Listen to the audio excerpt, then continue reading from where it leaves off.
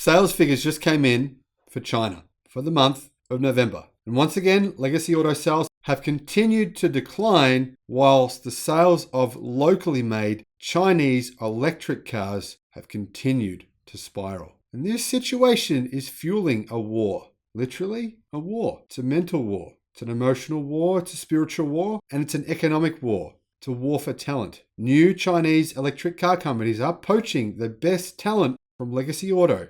And it's actually happening all over the world. Hello, my friends. Welcome to the Electric Viking. My name is Sam Evans. I'm coming to you here from Melbourne, Australia. Welcome to all the new subscribers. Been more than 10,000 over the last week alone. Big thanks to Sandy Munro. By the way, if you don't know who Sandy Munro is, I'll put a link in the description below to his channel, which you should definitely check out and make sure you subscribe to it as well. Now, big thanks is in order as well to the 80 plus Patreons of this channel now. You really, really do make a difference in terms of helping this channel to succeed. And realistically, the point of this channel is not to promote one brand of car, is to promote the idea that electric cars are the future. They are better. They make the world a better place. I don't think there's any question about that. If any of you are questioning that, then make sure you go back and watch my 630 videos I've created over the last 6 months. Once you've done with that, I'm 100% certain there will no longer be any doubt in your mind of what the future will hold. Now, I made a video recently about Chinese electric car companies poaching talent from Japanese legacy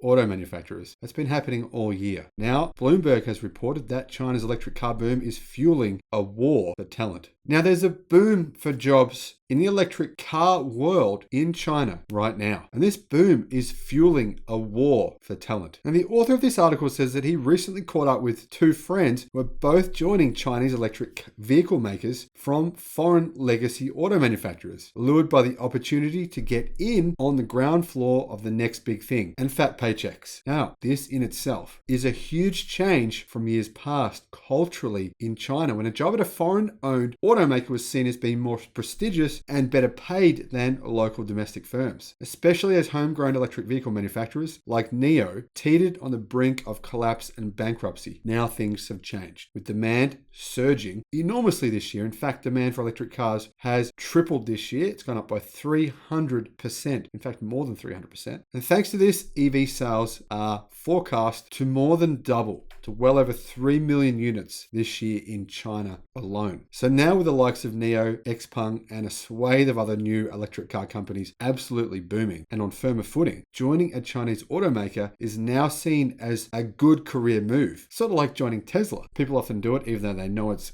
extremely hard work, extremely taxing. You do long hours, you're not necessarily compensated for those hours, although there are many wealthy people working at Tesla thanks to the stock options they've gotten. Still, it's considered a career move. That's why a lot of people do it. The same thing now is happening in China. Is it a career move to work at a legacy automaker that doesn't make EVs or certainly isn't really focused on them? No, it's not. It's a career move to work for what is perceived as the future. And even the Chinese are very well aware of this. The number of jobs in the new energy vehicle sector surged by 100% in the first half of 2021 from a year earlier, and the average salary jumped by 10% according to recruitment firm Lipin. Experts on artificial intelligence, autonomous driving, and smart cockpit design are most in demand. And you can see the results of this with new Chinese electric cars. Technology in some of these cars is incredibly impressive. I've made numerous videos on how shocked I am by the technology level in even cheap budget level $10,000 electric cars. Now, an offer letter circulating on Chinese social media from electronics titan Xiaomi, which is pouring $10 billion into plans to start making EVs, and recently bought self-driving startup DeepMotion, highlights what the job scene looks like for people with the right skills. A snapshot of the employment contract for a senior engineer in the company's auto unit shows an annual salary of 600,000 yen, or around about $100,000, more than 5 times China's average income, and about 1 million yen in stock options as well, which that's seen as a huge perk because stock prices obviously in these electric car manufacturers, I mean, just imagine being given pre-IPO stock in a company like Rivian or Lucid. It'd be worth millions now. While Xiaomi spoke spokesman declined to comment on the figures. It seems in line with what I've heard from many of my friends who have talked about jobs in China in the electric car field. Now, one is a woman in her 40s who joined a Chinese EV maker earlier this year after more than a decade at a US automaker, where she thought she would have worked and retired, along with the better pay and stock options, being part of a more dynamic workplace culture and helping build a successful future for the company are providing plenty of job satisfaction, even with the extra overtime she's been pulling. Now, one of the crucial parts to a job, as I'm sure you're aware, is job satisfaction. And how do you get satisfaction? Can you get that from just doing the same thing every day, manufacturing legacy cars, manufacturing gas-powered cars when you know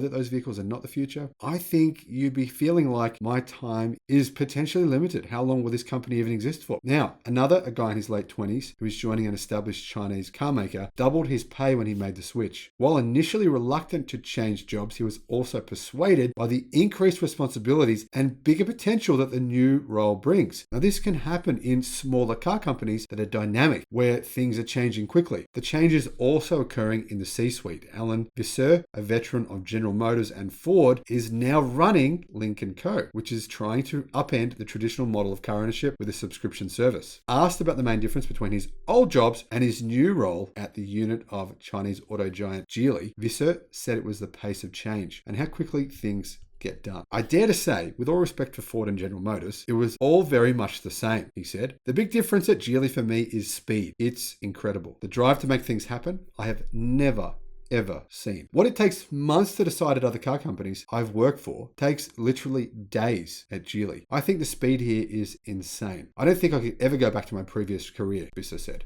For my friends, for many in the automotive industry in China, the feeling is the same. Adding a brain drain as yet another threat traditional automakers are facing as the shift to an electric driving future powers ahead. Remember, Chinese electric cars are immensely popular right now. They are, without doubt, in China, perceived as the future of the automobile. And the thing is, Chinese electric car companies are not just poaching talent from within China. They're poaching it from General Motors, from Ford, from Toyota, from Nissan. There's numerous articles talking about what is happening. And Tesla, of course, is doing the same. So when there's a brain drain, when the smartest people are poached from car companies, Legacy Auto, then what happens to Legacy Auto? Where it takes them far longer to make decisions. Well, the impatient people, they leave. They leave and go somewhere where they can make quick decisions, where they feel like their time is valued, where they feel like they can be a part of something bigger and greater than themselves. Thanks for watching the video. Hope you've enjoyed it. Look forward to seeing you again on the next one. Bye-bye.